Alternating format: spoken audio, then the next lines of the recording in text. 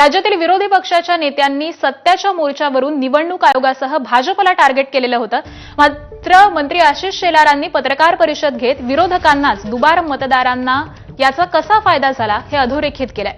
तसंच राज ठाकरेंना केवळ हिंदू भूमिपुत्रच दुबार मतदार दिसतात का, तसंच त्यांना दुबार मतदार केवळ भोईर आणि पाटीलच दिसले का, असे सवाल देखील शेलारांनी उपस्थित केले.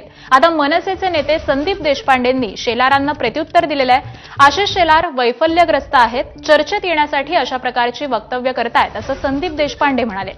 तसंच आम्ही सगळ्याच दुबार मतदारांवरती आक्षेप घेतो असंही त्यांनी सांगितलंय.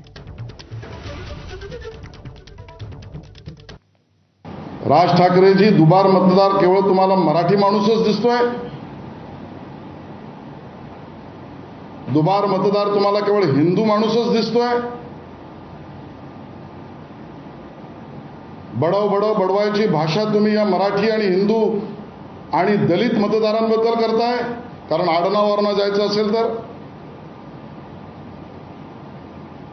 सरळ मिळेल तिकडे फटकवा हे उद्धवजी ठाकरे यांची भूमिका या भूमिपुत्रांच्या विरोधातली दिसते.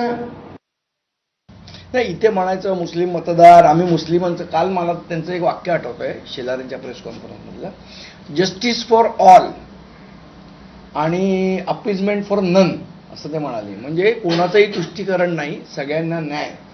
मला असं वाटतं जो फोटो आहे तो तुष्टीकरणाचा फोटो आहे का जस्टिसचा फोटो आहे हे एकदा आशिष शेलारांनी सांगावं.